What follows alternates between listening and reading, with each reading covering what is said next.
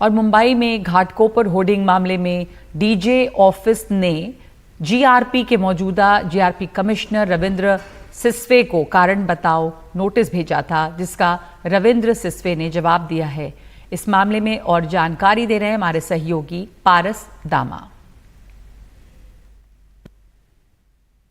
घाटकोपर का होर्डिंग मामला ये बेहद ही दुर्भाग्यपूर्ण मामला था। ये घटना बेहद दुखद करने वाली घटना थी, जो कि मुंबई में 13 मई को हुई थी। 13 मई को मुंबई में अधिक बारिश होने से हवा का जो बहाव था वो भी ज़्यादा था और इस समय ये पूरा हादसा होता है। इस हादसे में 17 लोग की मौत हो जाती है और 70 से ज़्यादा लोग घायल हो जाते हैं।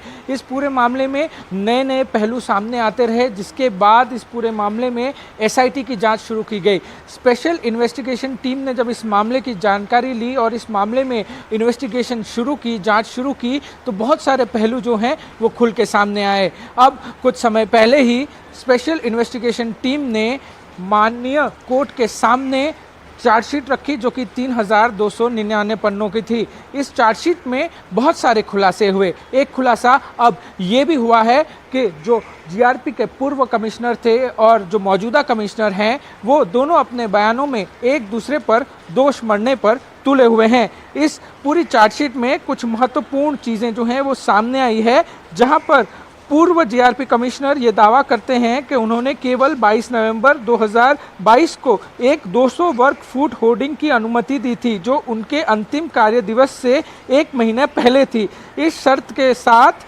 कि भारतीय petroleum corporation limited pump hoarding का आकार 80 से 200 वर्ग फुट के अधिक नहीं होगा चाहिए। ये दावा दस्तावेजों द्वारा समर्थित है, जैसे कि उनके बयान से उल्लेख किया गया है।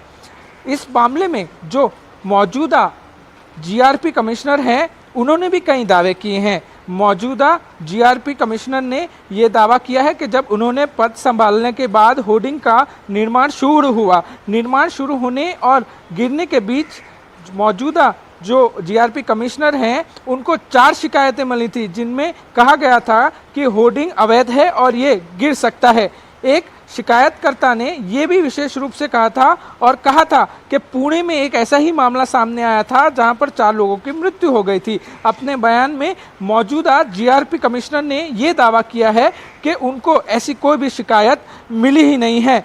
वहीं अपराध शाखा को दिए गए बयान में मौजूदा जीआरपी कमिश्नर ने ये कहा है कि उन्होंने अगस्त 2023 में डीजीपी कार्यालय में एडीजी को विस्तृत जवाब में सब कुछ समझा दिया था, जब उनसे स्पष्टीकरण मांगा गया था। उन्होंने 16 सितंबर 2023 को जवाब दिया, जिसमें उन्होंने आश्वस्त दिया था और कहा था कि उनका कार्यकाल में डीजीपी कार्यालय द्वारा जो भी कहा जाएगा वो मानेंगे। हालांकि उन्होंने आगे दावा किया कि होर्डिंग गिरने से पहले उन्हें कोई जवाब नहीं मिला था। इस पूरे मामले में डीजीपी ऑफिस द्वारा जो मौजूदा जीआरपी कमिश्नर हैं, उनको कारण बताओ नोटिस भेजा गया था और कारण बताते हुए उन्होंने डीजीपी ऑफिस को कारण भी बताया था कि क्या पूरा मामला हुआ था। इस मामले में और भी परतें खुल सकती है, जिससे जो हादसा हुआ उसमें बहुत सारी चीज़ें और भी सामने आएगी। मगर अभी भी सवाल ये है